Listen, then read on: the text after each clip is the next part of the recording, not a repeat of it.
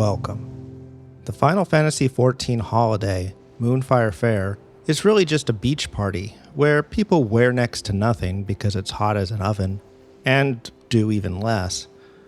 Until, of course, some giant monster attacks. It is happening right now and will last until the morning of August 26th. To complete this event, you will need to have at least one class or job at level 30 or above. Though not required, you should at least be up to the Call of the Sea in the MSQ, so you will have easy access to Limsa. Well, unless you happen to already be there. So get yourself to Limsa. When you get there, use the Aetheryte to go to the Aft Castle. Pick up the quest, A Matter of Course, from Mearu Moiru. According to him, after much public outcry, Mr. Gegaruju has put up the money to back the challenge this year. I wonder what that means. Anyway, he sends you out to Costa del Sol in eastern Lenosha to talk to Armega, the grand chaperone of the fair. The fair is set up on this large island to the northeast, and he's in the large booth there. Just so you know, right across from him is the Moonfire Faire vendor, who is already open for business. More on this later. So Henry greets you and informs you that the jumping course is back, and it's new and improved. I assume this is the aforementioned challenge. Earlier versions of this course were the central attraction in 2018 and 2019. This year they added an alternate route that requires no jumping, but someone set us up the bomb. Harvey is concerned about a certain worrisome adventurer, and no, it's not you, but he hopes you can put him back on the right path. Do I look like a Boy Scout? If you haven't guessed, the adventurer is none other than R'fhul Tia. His friends call him Fool. He and his sister Ramaja have been present for several Moonfire Fairs, and were both central to the plot in 2018 and 2019. And speaking of friends, he has some now. Apparently he has taken on a couple apprentices. In case you are wondering what their names are, don't worry, it'll soon become clear that they were never given any, but they are big fans of you. Seems Fool's been telling them a lot about you, but worse than that, he's been telling them that he has mastered the jumping course, which, if you were here in 2018 or 2019, you know that just ain't so. Well, I never actually saw him not complete it. But to prove how great he is, he runs off to give it a go. You got that right, kid. So, down at the beach, what am I saying? We're on an island. We're surrounded by beach. Anyway, when you catch up with Ramaja and the apprentices, you find Fool getting prepared. But then Harrison and Bodefoin? Man, you got like every vowel in that name. Anyway, Harvey and Bo show up to play sports announcers. At least Fool makes it up the water spout, I think. We don't really see that. And he selects the bomb path. You know, the part he's not familiar with. And after dodging 3 bombs, he falls in the water. At least that's what they said. It all happens off camera. All I know is we find him floating in the water. Well, they rescue Fool, and he tries to play it cool like he meant to do that. But his apprentices realize he's been lying and bragging the whole time, and decide they've had enough of him and walk off. Completing the first quest, you get a wee bit of experience and some gil. Pick up the next quest from Fool. Fool me once. Okay, you need to comfort him with the comfort emote. But be sure to get a few good slaps in first. Anyway, having a talk with you and his sister, R'fhul learns that his problem was that he wasn't taking the course seriously.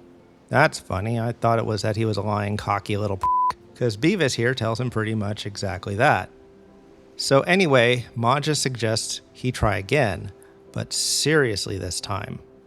Fool agrees on the condition that you go first. So talk to Billy over here. If you are familiar with the previous version, you can take the right path and do exactly what you did last time.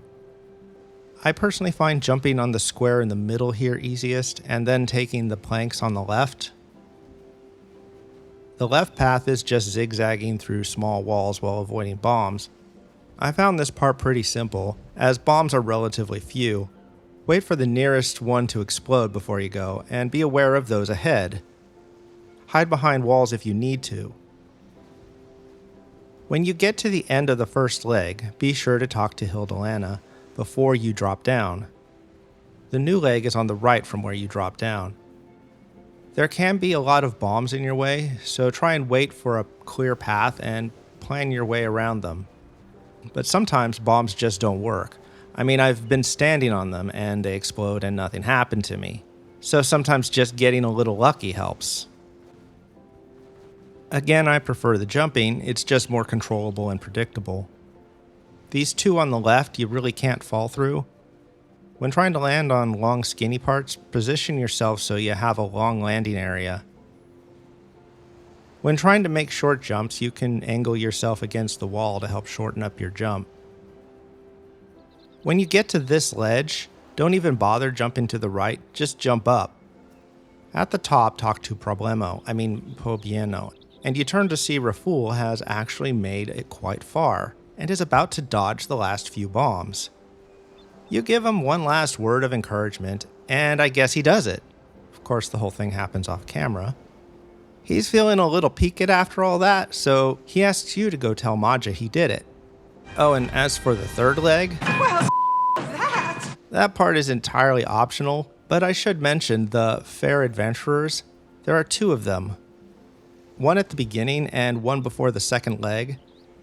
If you tell them that you can do it with your eyes closed, they will teleport you to the end of the first or second leg of the course, and no, there is nobody to help you get up to the top. I can understand some people just want to see the story and finish the quest, but at least give it a good try. So back on the beach, no, the other beach, well, you're telling Maja about her awesome brother. He finally makes it back. His apprentices were impressed, and they came back to apologize. But then R'fhul apologizes as well, and he promises to be a better mentor. And no, we never learned their names. Maja thanks you, but then says something about a report you have to do. I didn't know there was going to be homework. Turn in the final quest with Herman to let him know that you set things right and to receive your reward. A 5-piece set of beachwear and, well, an achievement.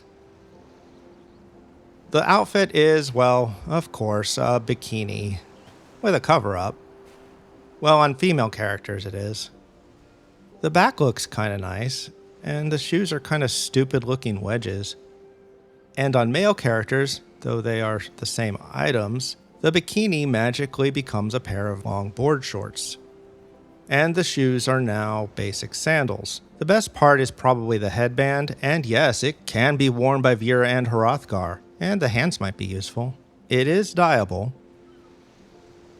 And as usual, it can go in the armoire. If you don't know, if an item can go in the armoire, there is a place for it there. So you don't have to worry about it taking up space that could be used by something else.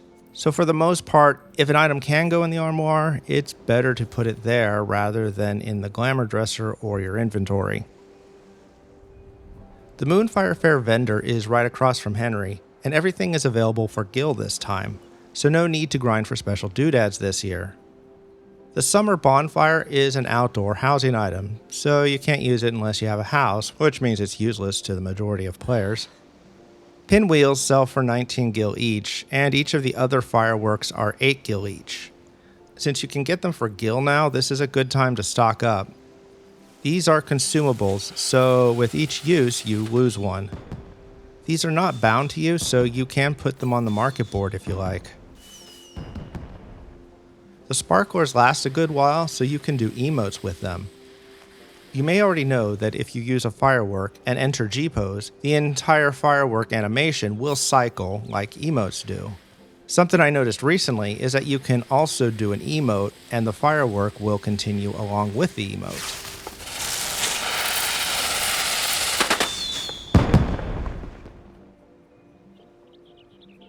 There are no repeatable quests or fates this year, but the jumping course is there if you want to try to get up to the top.